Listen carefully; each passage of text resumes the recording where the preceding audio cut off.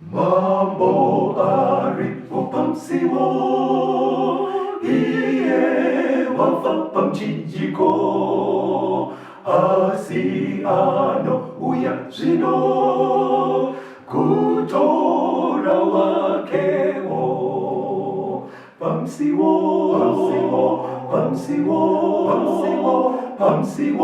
gulepo pamsiwo, Hallelujah, unde ari pamsiwo. Kwaziwai vateereri, tinomuchingamidzai kuchirongwa The Second Coming of Christ chamunopiwa naPastor Gift RWODZI vekuNorth Zimbabwe Conference of the Seventh-day Adventist Church pamwe chete navaCaston Betera, Assistant Publishing Director kuEast Zimbabwe Conference of the Seventh-day Adventist Church. Regai vabetera vakwasise vateereri, tinokuchingamidzai kuchirongwa. Tinoda kutenda hurukuro yatiinayo nhasi iri kutaura ine musoro unyanoti Hurwere part 2. Regai vabetera vabva vangotitungamirira titange nyaya yedu. Tichatanga chidzidzo chedu nekuverengerwa naPastor kuna Matthew chapter 24 verse ya 3 neverse ya 7. Mateo 24 verse 3 neverse 7. Wakati agara pagomo reMiorivhi, vadzidzi vake vakauya kwaari vari voga vakati, tiudzei kuti izvozvi zvichagova riniko, nechiratidzo chokuuya kwenyu nechekuguma kwenyika chichava chipiko. Verse 7. Nokuti rudzi ruchamukira rudzi, noushe huchamukira ushe, nenzara dzichavapo, nehosha nokudengenyeka kwenyika kunzvimbo zhinji. Vadzidzi vaJesu vachiudzwa naJesu zviratidzo zvichange zviri panyika kunongedzera kudzoka kwaKristu, vaitoda kuziva kuti zvine zvakamira sei. Sekungodawo kuziva kwamuri kuita vateereri, toda kutendai muri kuramba muchifamba nechirongwa chino The Second Coming of Christ. Kuda kuziva kwamuri kuita ndokuri kuita kuti muwane mhinduro dzatiri kutepfenura tiri muno mustudio. Saka musi uyu Jesu akabva apindura zvikanzi chimwe chinhu chicharatidza kuti nguva inenge yapera. Jesu apadyo nekuuya, kuwanda kwehurwere panyika. Ndo chimwe chezviratidzo izvozvo. Saka ndofunga zvakataura Jesu tiri kutoona zviri kuraramika kuti urwere hwawanda. Uri kuwanda pakutoti matype of diseases pastor atowedzera. Mataipi acho chaiwo. Nemamwe ane nharo nemishonga. Kune zvirwere zvemhando zvavanoti non-communicable, zvirwere zvinokonzerwa nekusacherechedza, temperance. Koita zvimwe zvavanongoti infectious, ana Ebola nezvimwe zvinongouya. Koita zvimwe zvinongotumbuka, koita zvimwe zviri kuita nharo nemishonga. Zvagara zvaizikanwa, but mishonga yaisi zvidimbura. Iye zvino mishonga inenge ichikundikana. Saka Jesu paita anoadzidza akabva ichocho icho chimwe chiratidzo chinokuratidzai kuti nguva iri kuita ichifamba. Ndoda kuti muerenge kuna Timothy wechipiri chapter 3 verse 1. Maybe musati maiverenga ndaona mama muchida kutaura. Aiwa, terekati. Verengai 2 Timothy chapter 3 verse ya 1. Timothy wechipiri chapter 3 verse 1. Yes. Zvino uzive chinhu ichi, kuti namazuva ekupedzisira nguva dzokutambudzika dzichasvika. Vhesi iro rukazodzika kuzasi rinotsanangura zvimwe zvikonzero zvichaita kuti panyika paite kutambudzika. Zvakafanana nekuda mari, kusakudza vabereki, ruchiva. But vhesi iro rega riri kungoisa pachena pastor kuti mazuva ekupedzisira nguva dzekutambudzika dzichadii? Dzinenge dzasvika, dzinosvika pavanhu. Dzinosvika pavanhu. Saka kana paine chimwe chiri kuwedzera kuti nguva dzekutambudzika dzitisvikire, urwere. Ndo rimwe remadambudziko acho zviri kuita kuti nyika iremerwe isvike pakutambudzika. Muchikamu chapfuura takambodzidza urwere part 1. Saka tiri kususukidza nyaya iyi. Why? Nekuti kumwe kutambura kuri pasi rese kuri kunyanya kudzamira vanhu kunenge kwakasendamira paurwere. Ameno kwamunogara. Aiwa, hapana musha kana mhuri usina dambudziko reurwere. Ende misha mizhinjiko zvinezvi kutongoratidza vanhu vangade kurambavo kuti tiri right. But misha mizhinji yezvinezvi munotone mapiritsi.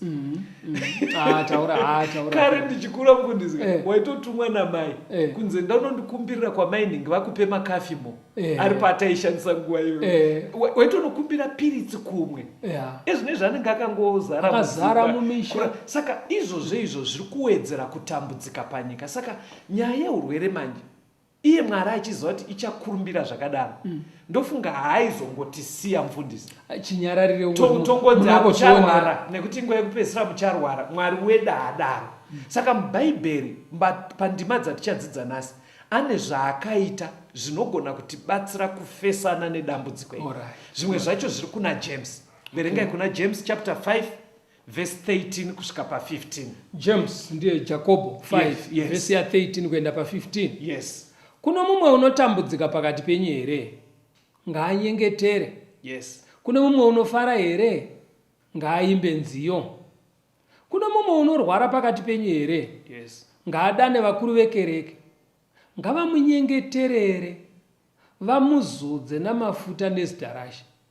Kunyengetera kwokutenda kuchaponesa unorwara. Yes. Ishe uchamumutsa, kana akaita zvivi uchazvikanganwirwa. NdiMwari ari kutaura panapa neshoko rake zvikanzi kuna ari kutambudzika here kumativi mane enyika kwamuri kuteerera muri. Hanzi kuri kwekuti pane zviri kuremera pfungwa vateereri. Hanzi namatai. Ndozvototaura James. Kana Mwari ambotenderawo kufara kauya mukati memuri, hanzi imbirai Mwari nziyo muchimurumbidza nekutenda. Nekutenda. Zvikanzi pazoita arwara here, ngaadedze vakuru vekereke, ngavamunyengeterere vamuzodze mafuta nezita raJesu. Kunyengetera kwekutenda kuchaporesa anorwara. Iye uchamukanganwira kana akaita zvivi. Yabva enderera mberi. Tisati taenda kudonongodza ndima iyi pasi. Bhuku raJames ramataura ndimi wafundisi, pandinombotarisa rinondinakidza chinwani. Rizere nekukurudzira kunamata. Kwekutanga chaiko rinototanga richiti kunamata kunogamuchirika pamberi paMwari hakusi kuononherera here. Robva raenda kuna vari kunyora kuzvikoro, vari kunetseka nemaexamu, zvikanzi kuna anoshayiwa njere here ngaanamata.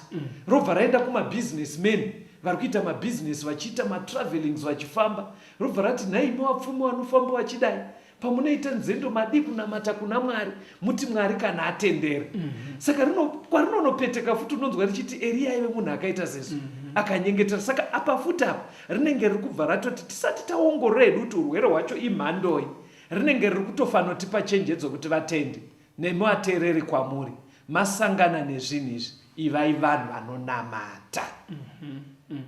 Hamenoti pari kujekera. Panoda minamato yakaita sei pastor? Because iro razoti munamato wokutenda uchaporesa zvokuti zvinobva zvasiya paine kamwe kapfungwa kekuti munhu akaramba achirwaraka kureva kuti munamato wake uri kuita unge uri kunova inferior, usiri kunyatsosvika. Hamenoti pangatsanangurike sei apa?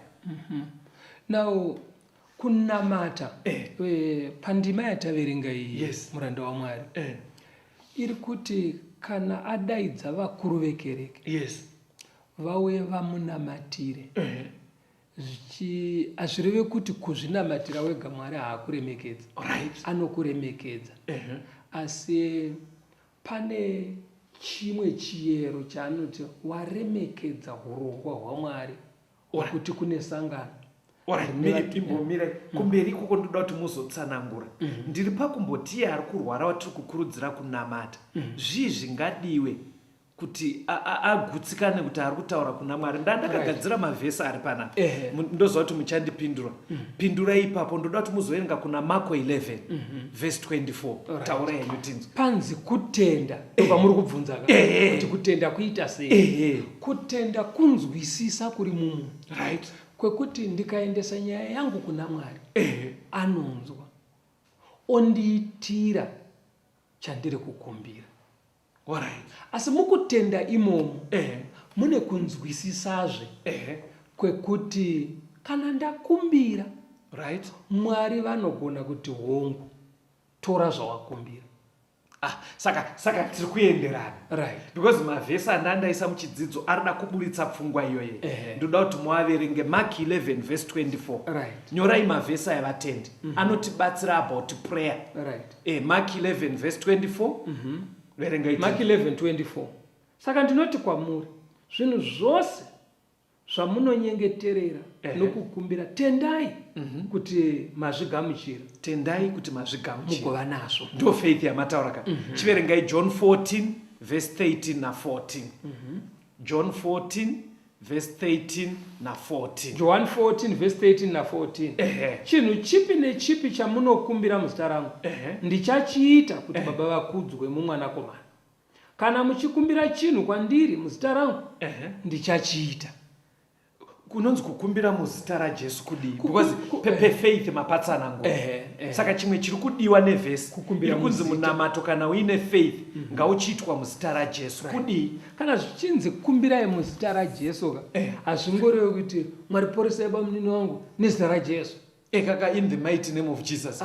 Ekuti hakusi kungodaidza chete zita raJesu. Mavara ekuti JESUS. Handizvo zvinotaurwa. Asi zviri kureva kuti namatai muri muukama naye. Alright. Panodiwa ukama naJesu Alright. pakati pevari kunamatirwa nepakati pevari kunamata. Muine ukama naJesu. Ukama naye. Ukufamba pamwe chete naye. Makatenda maari muri kufamba sezvaanoda mune shungu dzekumufadza. Saka patiri kunamata vateereri, chekutanga hativei nefaith, ngativei nekutenda. Right. Ngapaite ukama pakati pako ari kunamata naJesu. Ngapaite ukama pakati peari kunamatirwa naJesu. That's right. Pane chimwe chinodiwa futi, verengai kuna 1 John chapter 5 verse ya 14. Johani wekutanga 5 verse 14. Inoti kudii? Ndiko kusatya kwatinako kwaari.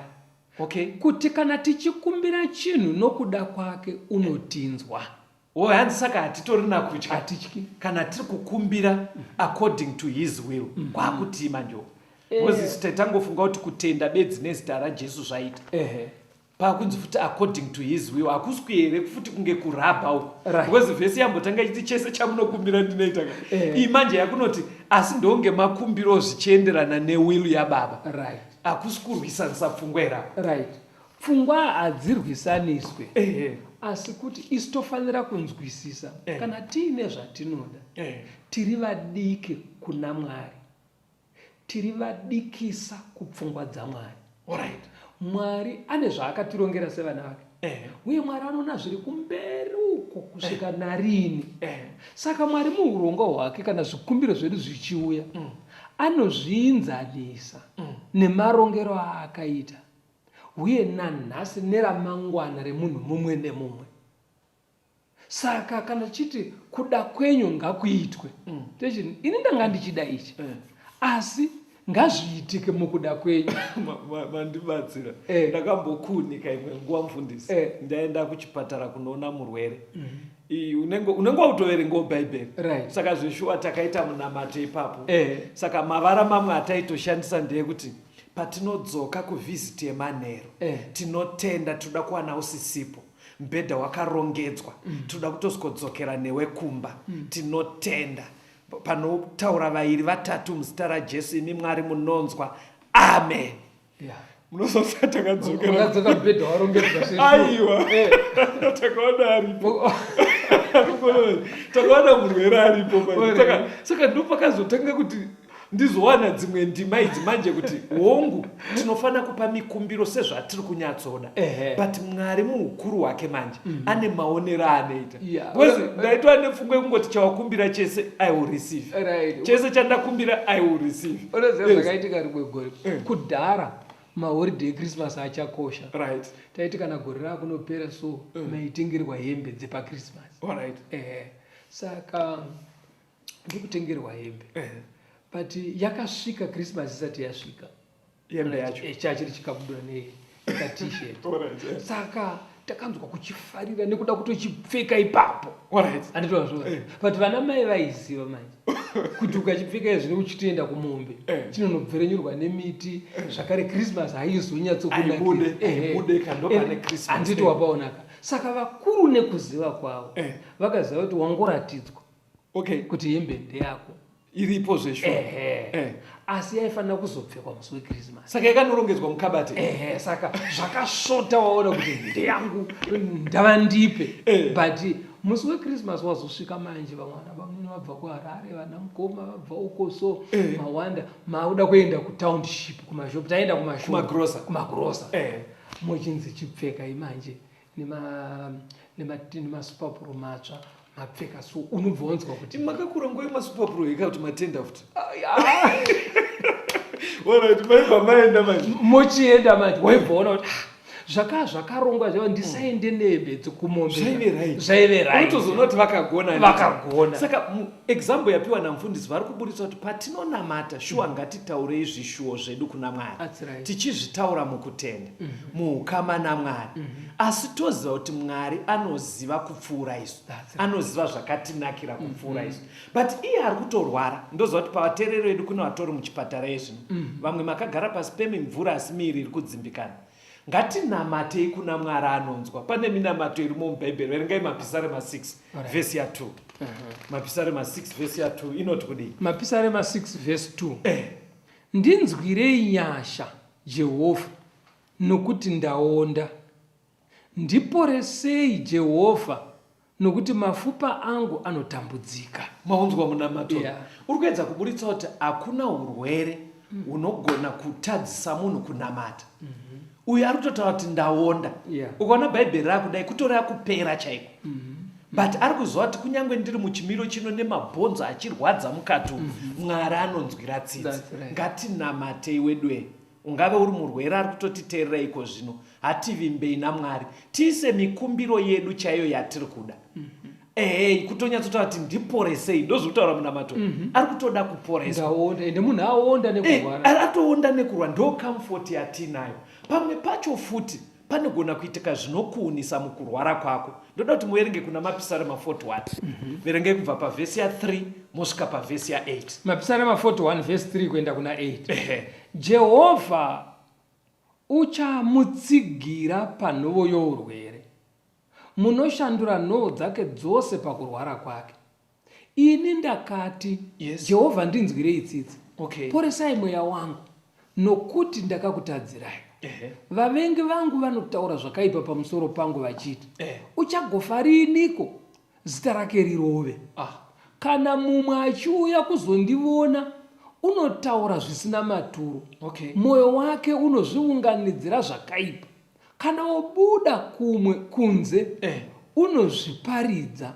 Vose vanondivenga vanoita zeve-zeve pamwe chete pamusoro pangu. Vanorangana kundikuvadza. Chinhu chakaipa chakamunamatira. Ndizvo zvavanotaura. Zvino zvavata pasi haazomukizve. Vanhu vari kuuya kuvhizitera. Manzwa mataurira vari kuita. Saka uyu manje ari kuratidza kuti airwara hake but nzeve dzainzwa. Saka itonyatsoona kuti kudedzana kwaita vanhu vachienda pachikona apa vari kutaura nezvangu. Kuti apamuka. Ndakanzwa mumwe achiti kuti kutozoti dhana. Unzwa matauriro anoita. Unoshedza kuzoti mavara acho mamwe anoshandiswa. Saka uyu manje ari kuti ndapera mukuona kwevanhu ndikutoziva kuti vaakurongana kuti ndinorwarira ndiri kumusha. Vamwe vanenge vakuitira kuti maexpense nezvakadaro. Munoziva pandiri kutaura kudai vateereri. Kana muriko vari kutodzimbikana, zvinhu zvinorwadza. But bhaibheri riri kuti paine zviri kukuunisa kudaro. Namata kuna Mwari. Namata. Even vari kuita kunge vataura zvakanaka, wonoudza vanhu kuti varwara. Haiwa varwara. Iwewe usateedzere zviri kutaura vanhu. Iva nekutenda pana Jesu Kristu. Jesu wedu anoporesa. Ngativei vanhu vekunamata. Ndofunga tichambonzwa kambo toya toenderera mberi nechidzidzo chedu. Rambai muri pachirongwa vateereri.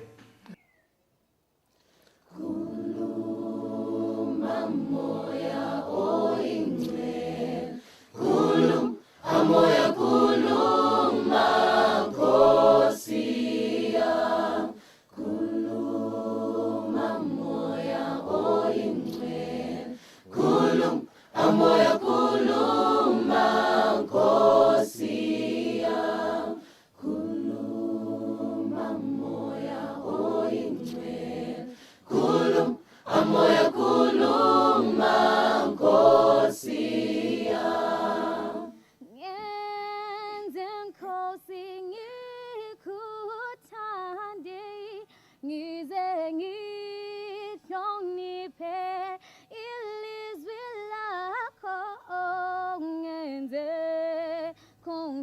Ngokuthanda nguwe ngazo insuku zonke zokuphilwa kwami. Khuluma nami moya oyingcwele, amoya kuluma Nkosi yami. Kuluma nami, Moya oyingcwele amoya kuluma Nkosi yami. nami taura neni mamoya dakaterera baba. Tinomuchingamidzai zvakare vateereri. Tiri kuenderera mberi nehurukuro yedu Hurwere part 2. Hatipindei munyasha. Tasiya ari kurwara nevari kurwarirwa bhaibheri richikukurudzirai kunamata. But pane zvarinotorambidza tikasvikirwa neurwere.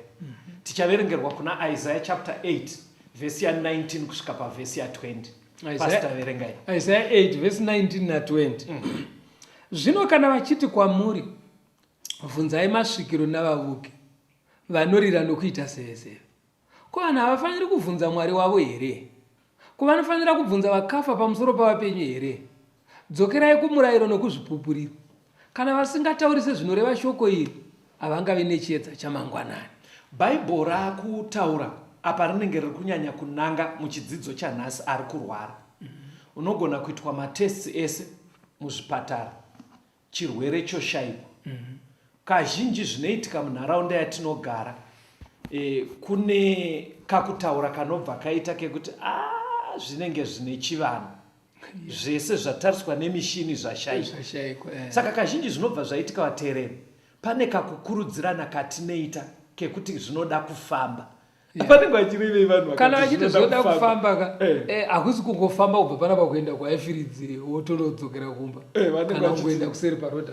Vari kutoreva kuenda aidha kun'anga kana kuvavuki kunovukiwa maprofita kuti munobvunza kuti sezvakaita mambo yauya kuti ndichapora here, chii chakonzeresa ndokufamba kune kuchitaurwa pachikaranga. But kuri kwekuti ndopfungwa dziripo ndiri kudzoka kwamuri dzekuti kutsvaga kuti chakonzera chii. Muchidzidzo tsapfuura ndofunga takajekesa zvekuti ukaona uchiramba uchinetseka kuti ndoda kutonyatsoziva kuti chakonzera. Pakudzidza kwatakaita muchikamu chapfuura zvinogona kubatsira. Vasina kuwana chidzidzo ichocho muchazopiwa nhare namufundisi muwane chidzidzo ichocho nendima dzacho. But pandinoda kubvunza apa, hazvimwe here mubhaibheri tete takambozvidzidza kuti n'anga nevavuki nevanoshopera nevanobatisa vanhu zvinhu vanosvotesa Mwari, vanovengwa naMwari? Ichokwadi ndozvinotaura bhaibheri. Ndosaka zvichinzi imimi munogoudzirwei kunzi endai munobvunza masvikiro. Alright. Munobvunza masvikiro pamusoro, zvinobvunza vakafa pamusoro pevapenyu seiko iye Mwari achirambidza. Ndosaka bhaibheri riri kudaro. Mwari ari kuti musaendeko. Why? Because Mwari anoziva kuti hamusi kunobvunza sekuru vakafayo. Satani chine chakawanda kuseri ikoko. Alright, ndiri kukunzwa. Saka chindiudzirai vateereri izvozvi pamwe pane vari kutorwara, vari pamubhedha vari muzvipatara. Vodii vakanzaro? Because ndiye ari kubhadharwa mari zvese, mota yacho ichamukwidza kuenda kun'anga haisi yake. Ndana vaning'ina vari kutofunga kuti tiri kubatsira. Vamwe vacho ndana tete vari kuti ndiri kubatsira mwana wehanzvadzi. Odii munhu ari kutotiteerera zvino ari kunzwa chidzidzo ichi? Iwewe wacho uri kurwara ramba kuendeswa ikoko. Why? Uri kutakurwa kunosvotesa Mwari. Rwara, kana uchipora, pora uri muna Mwari. Kana zvichikuuraya sezvakaita vana Elisha, ngazvikuuraye uri muna Mwari. Ndanchifunga kuti muchatadza basa renyu reupasta kana aifunga kuti muchatenderera kudai ndakatokumakai. Saka pasta vanyatsotaura chaizvo zvinotarisirwa naMwari. Zvino kana vachiti kwamuri bvunzai masvikiro nevavuki, even vanorira kana kuti vanoita zvinhu zvavachiita kunge zevezeve ing'anga idzi, imimi musaende ikoko nekuti hakuna chiedza chaMwari. Hatidzokei pana James paya pastor. James chapter 5 verse 13 yosvika pa15. Iverengei futi. Pane pandiroda kuti ndinyatsoona kuti vateereri vedu vari kufambirana nesu here. James chapter 5 verse 13 to 15 kuenda pa15. Yes. Kuno mumwe unotambudzika pakati penyu here? Ngaanyengetere. Kuno mumwe unofara here? Ngaaimbe nziyo. Kuno mumwe unorwara pakati penyu here? Ngaadane vakuru vekereke. Ngavamunyengeterere, vamuzodze namafuta nezita rashe. Kunyengetera kwokutenda kuchaponesa unorwara. Ishe uchamumutsa. Kana akaita zvivi uchazvikanganwirwa. Kumwe kwesoko tamboti taurei. ndozvati kunotoona vateereri vari kuti ipapapo pakuzodzapo. Mungandiudzo here muchidimbu pastor pari kunzi ngaadedze vakuru vekereke vamuzodze mafuta vonyengetera. But manzwisiro andaita bhaibheri chinopedzisa ndima iyi riri kuti zvaitwa Mwari akatendera, ari kurwara anogona kumutswa. Saka kwandiri ndiri kufunga kuti murwere type yeurwere uhu munhu akatorara pamubhedha unenge urwere unenge wanyanya kukomba. Manzwisiro chii chiri kutsanangurwapo? Chiri kutsanangurwa nendima iyi ndechekuti arwara murwere ngaadaidze vakuru vekereke. Ari kunyatsoona kuti marwariro andiri kuita kaya panoda kupindira kwaMwari. Saka vakuru vekereke ndo vanouya sevanyai pakati pake naMwari. Saka muurongwa hwaMwari anotori nechechi. Mwari anoremekedza Yesu. Because tikutonzwaiti vakuru vekereke chaivo munhu ari kutobva kuchechi. Saka munhu kana chaari kuendera kuvanavo akuda kuti nyaya yake isumwe kuna Mwari nenzira yakatsanangurika. But pataureika kuti tambovaudza futi kuti ega anogona kusuma. Asi ari kufila kuti dai ndabatsirwa nechechi handitika. Apinda mune rimwe giya zvaakuenda pane chimwe chiyero. Chirikwe pane seriousness imwe iripo. Handiti wazviona. Saka iyi isevhisi inoitwa vakuru vekereke vadaidzwa. Handitika. Kana vadaidzwa vakuru vekereke vanoita munamato wekuti Mwari tiri kukumbira nyasha pamusoro pemunhu uyu. Munzwireiwo tsitsi. Pasevhisi iyoyi pane kuzodzwa kwemafuta, kwete kuti simba riri mumafuta. Aiyewa. Sepapa pakanzi kana munhu atenda ngaabhabhatidzwe kuenda kumvura. Inzira yakarayirwa naMwari. Akusi kuti mumvura yaya pane chiri mairi ndo munobvisa zvivi zvinoregerwa naMwari. Zvivi zvinoregererwa naJesu kufa kwaakaita paKalvari. Asi kuenda kumvura kwakakosha. Zvakarayirwa. Saka mafuta waya akarayirwa naMwari. Vakuru vekereke vanamata vachisuma nekurevesa, iyewo moyo wake uchirevesa, vomuzodza mafuta iye. Kana vadaro manje pane zvinhu tu zvataurwa panapa. Hanzi munamato iwoyo unoponesa anorwara. Kuponesa okuka anogona kubva atopona pakurwara kwake ikoko. Kana kuti Mwari neuchenjeri hwavo vanogona kumutendera kuti arare. Asi mumarekodzi ekudenga anyorwa pane vachazomutswa pakuuya kwaJesu. Saka munamato wekuti Mwari takumbira poresai murwere wedu vatungamirira, asi kuda kwenyu ngakuiti. Zvechifundisi zvamurutsanangura zvajeka.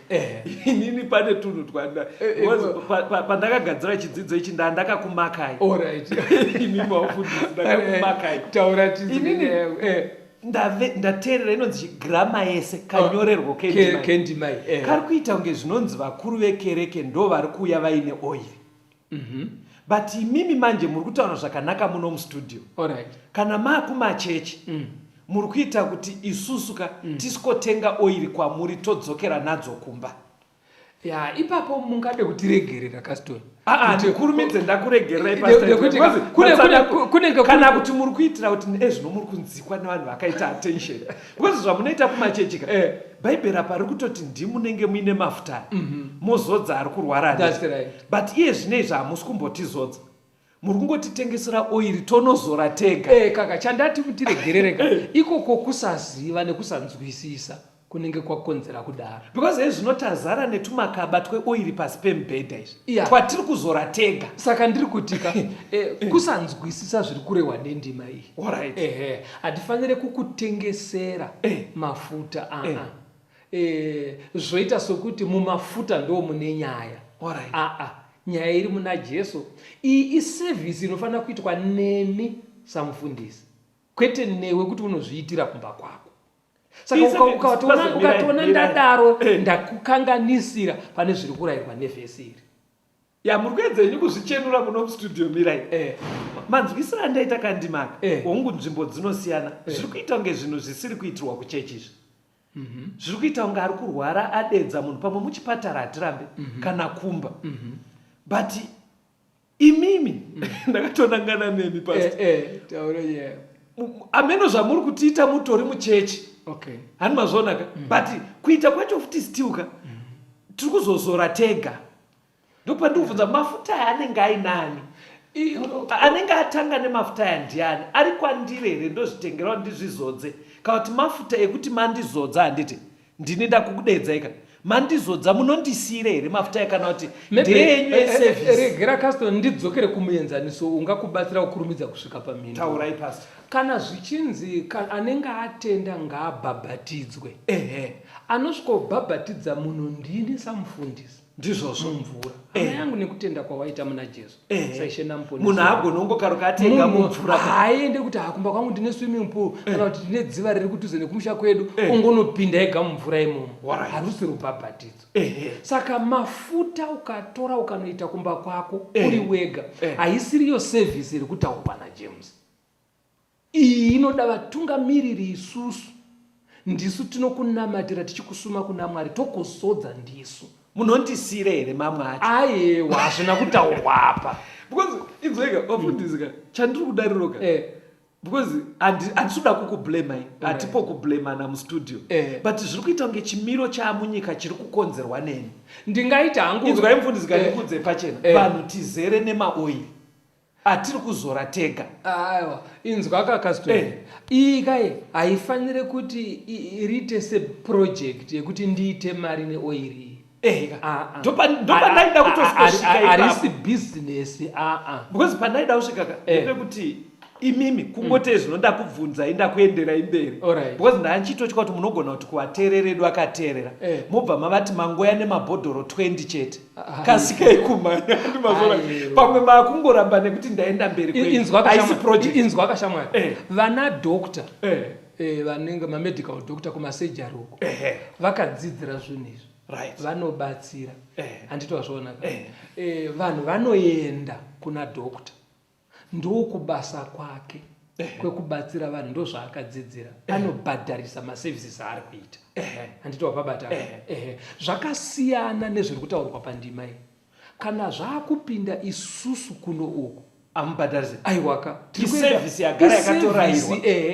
Nekuti munamato hauchadyeka. Aiwa saka pastor kumbira iregero kuatereri because tanzwa nekubuda mari pastor. Kana makamboita muchivhiringa ka inyatsotsanangura kuti ndimai itori service. Ndosaka ndati tiregerere kana takaita kudako patakaita kudaro kukanganisa asi zviri kurehwa apa iservice. Yakangofanana nekunge kubhabhatidza. Yakangofanana nekunge kubhabhatidza hatibhadharisi. Saka munhu akabhabhatidzwa hazoti ndipei mvura yandabhabhatidzisare nayo. Ndine swimming pool kumba chiregai nguva zvadzapera ndonoitira kumba. Ko chii chinozodzwa bhaibheri apa riri kuti munhu. But ndakaona sekunge zvinonzi kune imwe tsika yekuti inogona kunzi mubhedha wangu unofanira kuanointwa. Pamubhedha ipopo pane urwere, siti remumota manguro anointwa nehembe dzangu. Chiri kuanointwa apa chiya. Murwere ndianzi anzi vamuzodze murwere ndianzi. Handitika ndomanzwisiro ndiri kuita kai. Saka zvimwewo zvinogona kuzodai. Ndoda kutenda vateereri ndofunga muri kunzwa vamufundisi vachijekesa pachena. Ndipastor RWODZI vandinawo muno vari kujekesa pachena kuti nyaya iri kutaurwa naJames itori service inoitwa. Hachizi chinhu chinoita kunge business. Hachizi chinhu chinoita kunge zvinonzi iwewe ari kuteerera chirongwa kana mutendi kana murwere ugare uine oiri idzodzo kumba. Oiri idzi handipo pari kunzi ndo pane kuporesa. Iservice yakangorayirwa naMwari. Saka kuri kuti zvimwe zviri kuzongotumbuka izvi kutsaudzira but kusiriko kurayira kwaMwari handitika. Because but ko panofamba sei pastor pakutika sei ndiri kuda paurwere. Munoona uchambisika kuti sei ndiri kuita kunge ndakakumaka ipaurwere. Because pandinedza kutarisa zviri kuitika munyika. Chinhu chiri kuita kunge chiri kukwezva stereki vanhu.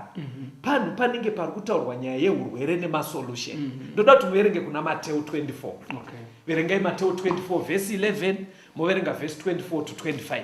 Mateo 24 verse 11. Verse ya 11. Vaprofita vazhinji venhema vachamuka vachitsautsa vazhinji. Moverenga verse 24 na 25. Verse 24. Nokuti vachamuka vana Kristu venhema navaprofita venhema vachiratidza zviratidzo zvikuru nezvinoshamisa yes kuti kana zvichibvira vatsautserana vakasanangurwavo tarirai ndagara ndakuudzai. saka pamwe pari kuita kunge panoitika mamiracles mufundisi panyaya yeurwere. Imi matsanangura sezvamatsanangura izvi but munozopatsanangura sei pekuti tomboti ndandisinganzwi sangu ndimai zvainoreva ndozvitengera maoiri angu kana mabhodhoro 6 but pandaenda nawo kumba ndichizvizora ndega ndobva ndatopora. Unoziva zvinoita asi ndaita zviri kupesana nebhaibheri asi ndotopora. Right. Pakupora kwemunhu kaston Mwari anorambidza kuenda kun'anga anorambidza kumasvikiro tatopaverenga but munhu anogona kuenda kun'anga otonopora. Handiti mazvona hazvirevi ndi Mwari ashanda. Munhu anogona kuenda kusvikiro opora hazvirevi ndi Mwari ashanda. Munhu anogona kunosora mafuta achewa opora hazvirevi kuti ndi Mwari ashanda. Alright. Handiti wapabata. Saka chakakosha kuti vanhu vanzwisise ndechekuti kana ndichipora ngandipore nenzira isingasvotese Mwari. But kavateereri vedu munobva mandatingira ndaita chidzidzo ichi chiri kuitika ndechekuti hosha iko zvino dziri kukonzera kutambudzika kwevanhu. That's right. Zvekuti vanhu havachasvike pakuongorora kuti handiporesa ndiani, ndasvotesa Mwari here, kana mukutaura kwaunonzwa chero ndayambutswa. Right. Saka anogona kutoti ndimi muri kutaura kustudio ikoko kuti hamene aporesa ini chandirongoda kupora. Mungabatsire sei munhu akadaro? Unoziva kuti kana munhu achinzi adane vakuru vekereke kana asvika pandiri ndofanira kusiya munhu iyeye anzwisisa zvinhu izvi kuti unogona kupora kwenyama nhasi kana kusapora asi chakakosha unofanira kuponeswa kuti panozouya Jesu payapaya woenda kudenga. Saka munhu kana achisvika kune munhu waMwari chakanyanyisa kukosha kusiyiwa apinzwa muukama naKristu. Saka muri kuti here mapastors makanyanya kurerekera kuufundisi kupfuura kuudokta? Isusu ndo basa reduka harisi rekurapa vanhu. Kunyangwe Mwari achifadzwa nazvo kana ndikanamatira kuti munhu aponeswe pakupora kwepanyama. Asi chinonyanyisa kufadza Mwari core business redu ndere kubatanidza munhu naKristu muukama hunoita kuti agorarama nekusingaperi. Ndo basa renyu. Because ukupora mirai pastor mirai ndikuona muda kuchenjera story nhasi because maona kuti ndakakugadzirirai mavhesi muda kuchenjera muda kudai mukurero kuti imi misa pastor hamugone kutanga kereke yekungorapa chete. Kutanga kereke yekungorapa chete. Kungorapa chete. Kereke asi muri kuside kwekunzi mufundisi. Chinangwa chekereke ndechekuunganidza vanhu kuti vanamate Mwari zvogodii vawane upenyu husingaperi. Ndakuisa ipakona hamene henyu kana mazobuda nevamwe mafundisi nemabhishopu vachanonzongo uchitaura sei because zveshuwa ndakakumaka munozvati sei ndiri kubvunza kudai bhaibheri matsanangura zvariri kureva kuna James nekuzodza kwe but unoona zvaitwa nenzira isiriyo vanhu vopona. Saka munozva kuti ndakazokonkluda kuti verengai zvakazarurwa 16 ndikuudzei kuti ndakakonkluda kuti kudii. Zvakazarurwa 16 vhesi ya13 na14 vhesi ya13 na 14 muone zvandakazokonkluda because ndaiedza kutsvaga kuti chii chiri kumboitika panyaya yeurwere. Ipapo ndakaona mweya yetsvina mitatu yakaita sematafi ichibva mumuromo weshato nomumuromo wechikara nomumuromo womuprofita wenhema nokuti ndiyo mweya yakaipa inoita zviratidzo inoenda kumadzimambo enyika yose kuvakokera kukurwa pazuva iro guru raMwari wamasimba ose. Mukunzwa pandakaerenga ndimai iri kuti mamwe mamiracles kutosanganisa emahealings ekupora kwevanhu bhaibheri riri kutoti ari kuitwa nemweya yetsvina. Rechirungu runototi evil spirits kana kuti demons. Saka inini pfungwa yandakatozoita ndeyekuti saka kune kuporesa kunogona kutoitwa nemadhimoni. Unoziva kuti izvozvo zvinoitika sei? Pachidzidzo chakapfuura I think chevhiki rakapera pane vhesi ramakativerengesa rekuna Luke 13 vhesi 11 na 16 ndoriziva yaiti mwanasikana waAbhurahama for 18 years anga akasungwa naSatani andozvoonaka zvikamukonzera kuremara. iLuke 13 vhesi 11 na 16 vatende Saka zvinoita maende zvekuti kumwe kuremara kana kumwe kurwara Satani kana kuti mweya wakaipa unouya pamunhu wokonzera mamwe marwara, ndo mabudiro aunoita. Saka zvinoita manje ndezvekuti kana munhu arwara marwarire iwayo oenda pamunhu ari kushandiswa nemweya wakaipa, right, seng'anga, semuprofita wedema, sesvikiro, hapana chinotadzisa Satani kuudza umwe Satani kuti chibva apa. alright. Munhu akagarwa nemweya wakaipa anosvikorayira mweya wakaipa wakakurwa uri kukurwarisa iwo kuti chibva apa shamwari. Chii chaanenge achizviitira kuti kana mweya uya wabva munhu uya apora, pfungwa dzako iwewe watopinda mumumbure waSatani.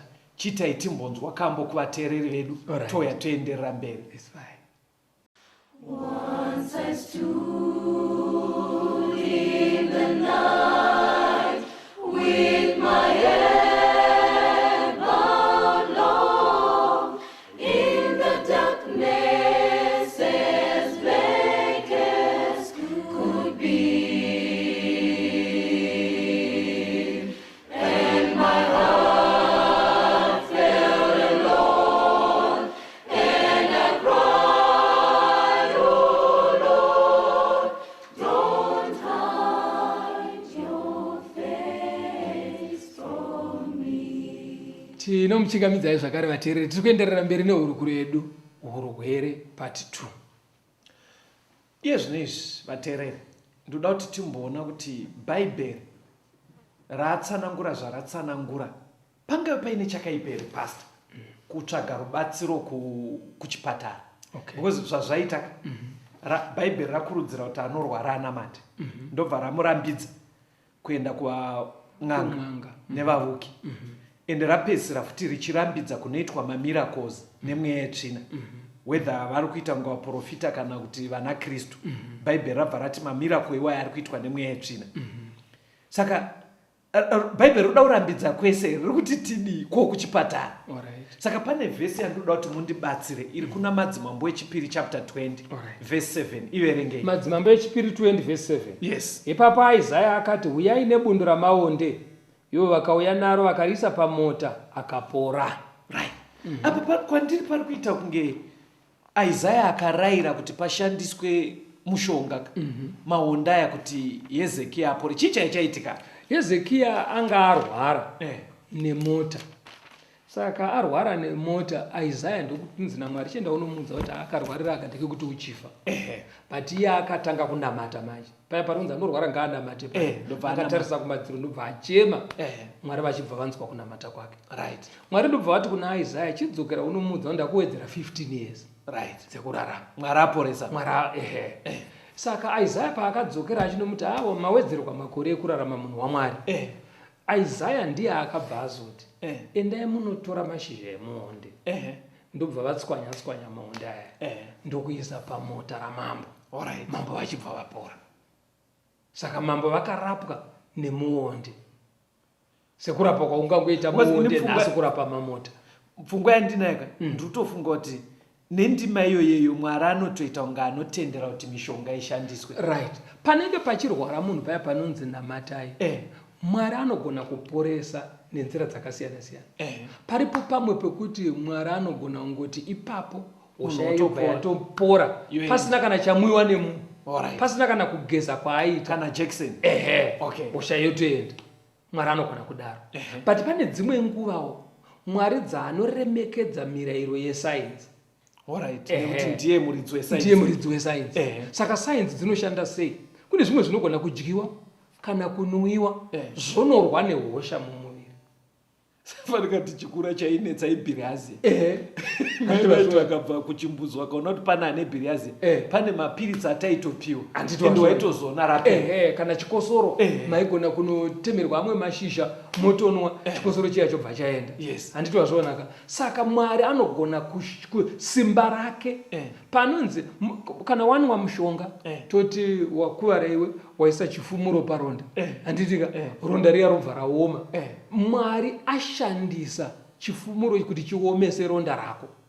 Kana watora matablets iwewe wamwa, handitika Mwari anogona kutendera kuti matablets iwayo ashande kuti upore. Saka sosi yemushonga kwawabva nako. Mirai. Saka muri kuti here hakusi kushayikwa kwekutenda kuti ndichinamata ndoenda kuchipatara kana kuenda kufamasi. Aiwa, hakusi kushayikwa kutenda because akasika mishonga yacho iyoyo ndiMwari. Pari pamwe anoita water therapy yekuti munhu anogezwa kagezero kanobvisa fever mumuviri. Hapana chitema chiripo. Sure here munhu waMwari because imimi kavatungamirika munopedzera maakutoomesera. Pamwe pacho mototi isusu kana mauya kwangu atite zvemushonga saka pari kundiremera saka munzwa ndinoda kunyatsodza nyaya yeurwere. Chinhu chiri kutambudza kuti hapana chihedheni here pakushandiswa kuenda kufamasi ndonzi tenga mushonga uyu. Handine ndisina kutadzira hangu Mwari. Ndosaka Isaya muprofita ende ukaverenga nyaya yamambo Hezekia Mwari akatoti saini yekuratidza kuti ndamuporesa zuva parinenge raakungononyura ndicharidzorera kumashure kuti uone kuti zvishuwa ndini ndiri munyaya yacho. Ende zuva rakadzokera kumashure ne 10 degrees musi wapona Hezekia. Matsananguriro amaita ndichaedza kunobatsirana ndine imwe hama yangu. Pane paakambodzimbikana ndobva ndatobvunza kuti vari kuti chiremba pane mishonga ida kushandiswa here. Zvikanzi vanyora kabepa kacho karapo but isu hatishandise mishonga. Saka paaiti isu paika ndakazoona kuti isu wake aitoreva kuti sekereke nevamwe vaanonamata navo. Saka mapinduro amaita ndofunga ndichagona kunobatsira. Pane rimwe vhesi randakagadzira panyaya ndikuona tiri kuenderana pana Luke 10. Verengai vhesi 33 to 35. Luka 10 vhesi 33. Zvino mumwe muSamaria wakanga ari parwendo akasvika kwaari akati achimuona akamunzwira tsitsi. Akaenda kwaari ndokupombera mavanga ake akadira mafuta newaini akamukwidza pachipfuyo chake ndokumuisa kuimba yavaeni ndokumuchengeta. Zvino ava mangwana akabudisa madhenari 2 akaapa mwene weimba akati muchengete uye zvose zvamunomuripira kupfuura izvi ndichakupazve kana ndichidzoka. Inini manzwisira ndinoita ndima imi mafundisi munoishandisa muchiparidza zvakawanda but ndichingotarisa kuitika kwayakaita paakanochengeterwa paya paipasira hapo pachipatara asi pari kuratidza kuti nengari yekuti paiswa murwere uyu pakatopedzisira pakuita kunge kachipatara kwaari plus akamudira waini kuitira maronda aya achianyorovesa kuti abhandeje plus ari kubva anzi akabhandeja.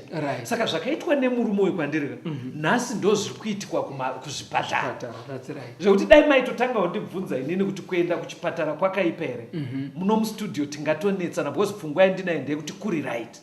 Hakuna chakamboipa.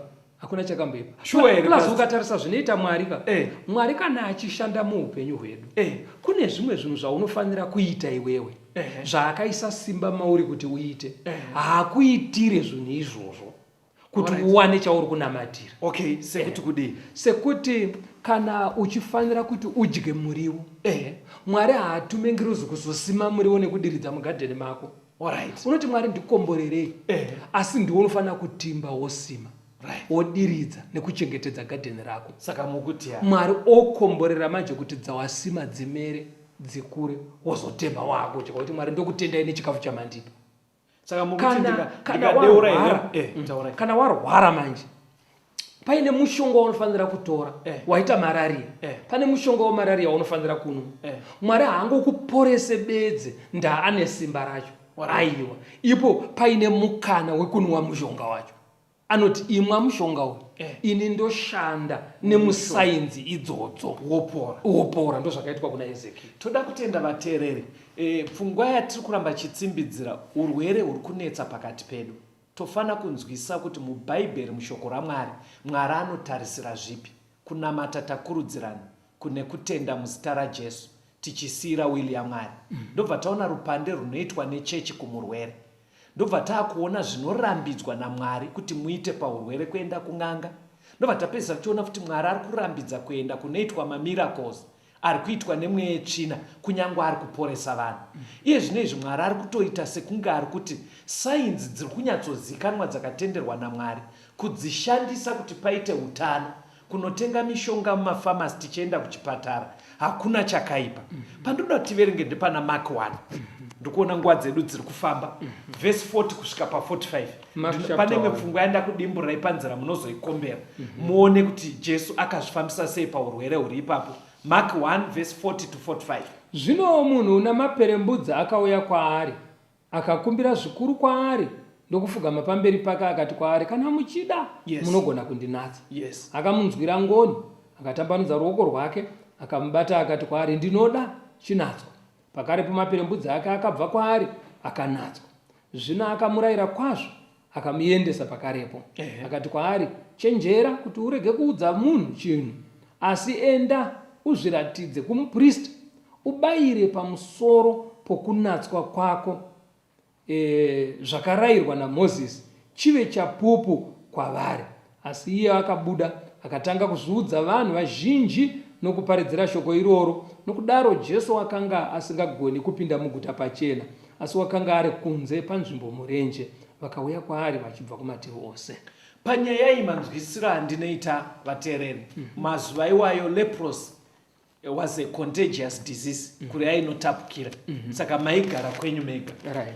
But kunyangwe zvai zvakadaro neucontagious, Jesu ari kunzi akabata munhu. That's right. Ndobva amuporesa.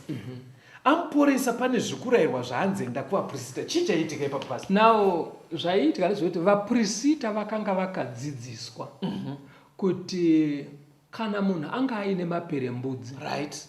kunzi apera munozviona sei. Vanga vakatichwa kuona kwacho. Saka vaprista ndo vaigona kuona kuti maperembudzi achiripo kana kuti hapasisina pamunhu. Saka ndo kwaakanzi aende kuitira kuti vaprista vakonfeme kuti zvishuwa maperembudzi aunga uinawo apera. Chienda zvako kumba usangane nevamwe vanhu. Ndo vaive neruzivo. Ndo vaive neruzivo. Saka inini manje kandoda kuti mubate pastor. Nhasi tine masituations akada kudaro. Alright. Because muchitondoona ndiri mustudio kudai ndakatoendawo kuchikoro. Alright. Ndiri munhu anotoziva kushanda kwesainzi nemishini yesainzi kuti inobatsira sei. Iye zvinezvi taane ruzivo rwekuti zvirwere zvimwe zviri kutinetsa. Pane mishini nevakadzidziswa kushandisa mishini iyo vanogona kuona kuti urwere hwapera here mamuri kana kuti huchirimo. That's right. Pfungwa yandinayo ndeyekuti hazvizere zvakanaka kuti tishandise vaprista vanhasi ivavo vakatrenwa kuona kuti chirwere chichiripo here kana kuti hachisisipo, kuti vatibatsire pahosha dzatinenge tiinadzo. Because dambudziko randinoda kutaura riri kuitika paurwereka nderekuti pane zviri kungokaruka zvaitika muvanhu vanorwara zvekuti anongogona kungokaruka kungoti I am healed. Munzwa zvandutaura? Obva atorasa mishonga yaanga achishandisa. Ototi ndakaporeswa naJesu inini. Ndiri mwana womwari, handingatamburi kuramba ndichitambudzwa nemapiritsi kudai I am healed. Saka paari kuti I am healed handisi kuti ari kunyepa. But hazvizere zvakanaka kuti aite sezvakaitwa pandima iyi. Kuti Jesu chaiye achinyatsoziva kuti munhu aporwa. But Jesu ari kumuti enda kunana mazvikokota vaverify kuti dambudziko richiripo here. Yes. Saka mirai ndipedzise. Imimi pamwe dzimwe nguva hamuatende because zvinoitika ndakatoatenda imwe nhamo yemunhu pahurukuru yaitaurwa yainzi chaakasiyira mushonga, chaakasiyira mapiritsi, yaporeswa kuti anga auya kusevhisi kuchechi kuri kutungamirirwa nemi. Saka ndati nhasi ndakakumakai. Ndaona kuri kubva hasha dzako. Ndina hasha because vanhu vari kutofa. Kuti imi mufundisi munogona, handisi kuti mune muchinyepa, but munogona kungotaura kuti be healed kana kuti watoporeswa. Munhu manje kana aiwa munhu kana akaverenga kuna James kuya kunonzi kunamata kwekutenda kunoporesa. Saka iye anobva afunga kuti chinonzi faith kugashira zvataurwa namufundisi. Saka dzimwe nguva anogona kubva atoti I receive, I am healed. Obva arasa paari kutobuda muchechi ipapoka obva atokanda kuflasha mutoireti mishonga iyayi.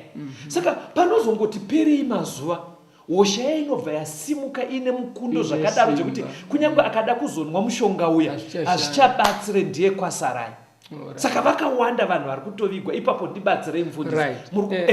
Kubuda kwazviri kuita panapa ngatinzwisisei kuti kana uchienda kunobatsirwa panyaya dzekurwara, chakangokosha ndechekuti kwauri kunobatsirwa hakuna here chakarambidzwa naMwari. Ndopandiripa. Kana kusina hapana dambudziko kuti chero waporeswa chaizvo chaizvo wanamatirwa namufundisi ende zvishuwa hosha yabva yamira.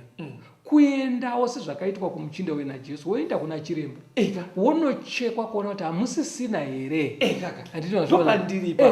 Kana wanochekwa zvikanzi hamusisina, wagaragara kudzokera futi, hakusi kuti hauna kutenda, warasa kutenda wodzokera, iyoyo testimony, hapana chitema chiri. Mandirerutsira daka rangu namufundisi rapera muno mustudio aterera. Saka zviri kuedza kutaura ndezvekuti mazuva ano kune zvirwere zvarura zvekuti dai kaive kare tinoti lepros. Zvirwere izvo vaterera. Kurudziro yandinayo inini Caston Betera ndeyekuti hazvinei kuti une kutenda kwakadii, unonamata sei. Hatimbomirai kupa matestimony, pangave pama all night prayer kana muchechi. Tadii kuita zvakarayirwa naJesu kuti kunyange tiri kugutsikana kuti tapora, toenda kunana mazvikokota voverifya kuti pachine dambudziko here. Kana zvadaro tozopa hedu matestimony. Ndo maonero andiri kuita. Chiverengai Matthew, ndaona mamuda kutaura but verengai Matthew chapter 7 verse 21 kusvika pa23. Matthew 7 verse 21. Havazi vose vanoti kwandiri Ishe Ishe vachapinda muushe hwokudenga, right? Asi unoita kuda kwababa vangu vari kudenga. Vazhinji vachati kwandiri nezuva iro, Ishe Ishe, hatina kuprofita muzita renyu here? Nokudzinga mweya yakaipa muzita renyu here? Nokuita mabasa esimba mazhinji muzita renyu here? Zvino ndichavaudza pachena, handina kutongokuzivai. Ibvai kwandiri imi vaiti wokusarura. Hanzi vanenge vachitaura kuti didn't we prophesy in your name? Didn't we do mighty acts in your name? Didn't we do my deliverances in your name? Saka hanzi kunyangwe vaine zvinhu zvakada kudaro, mazuva ano panyaya yeurwere, chikonzero kutonzi naJesu handikuzeki. Varume ava musafunga kuti dai kuri kuti zvinonyatsoitika zvataurwa nevhesi. Musafunga kuti pavari kunzi vachati kuna Jesu inga takaporesa vanhu, musafunga kuti vanenge vachinyepa. Vanenge vakatozviita, bando zvataurwa nazvakazarwa zviya kuti zvimwe zvacho zvine zvichiitwa nemweya tsvina. Saka muri kuona ndima iri kutoti ndichati handikuzivei. Saka pane dambudziko rangu pasa. Ndoda kuti mutaure nevateereri vedu kekupedzisira kuti kana Mwari paine nguva iri kumberi yaachati vari kutoporesa vamwe havazive, ko kuzoti iwewe waporeswa, how safe are you?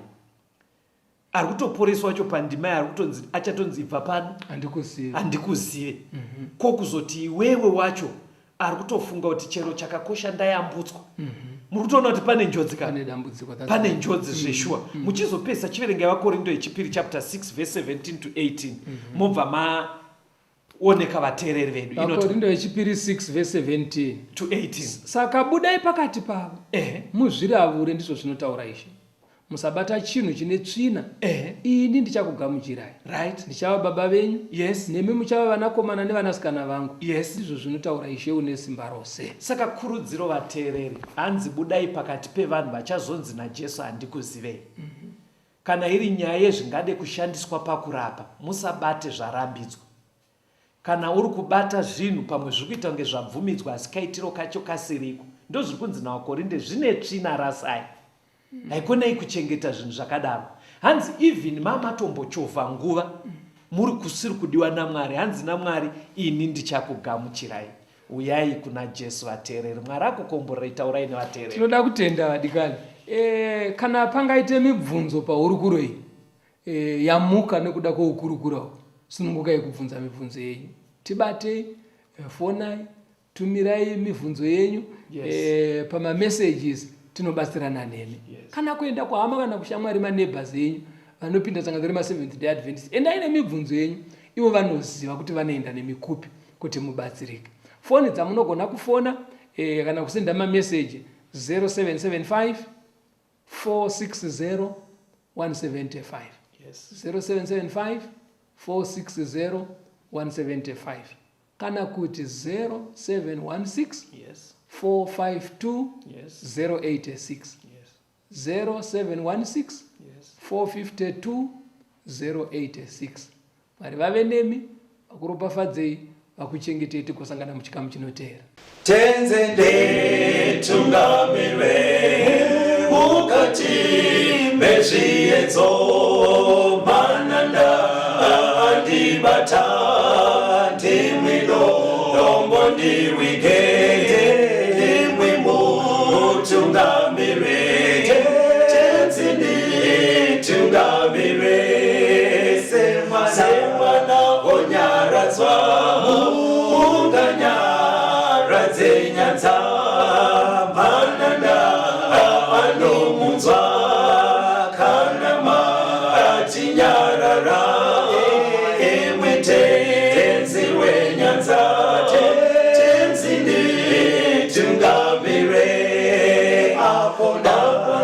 chikanyanza mwananda undichisa andichina zororo ndotsamira kune mwinga andinzwe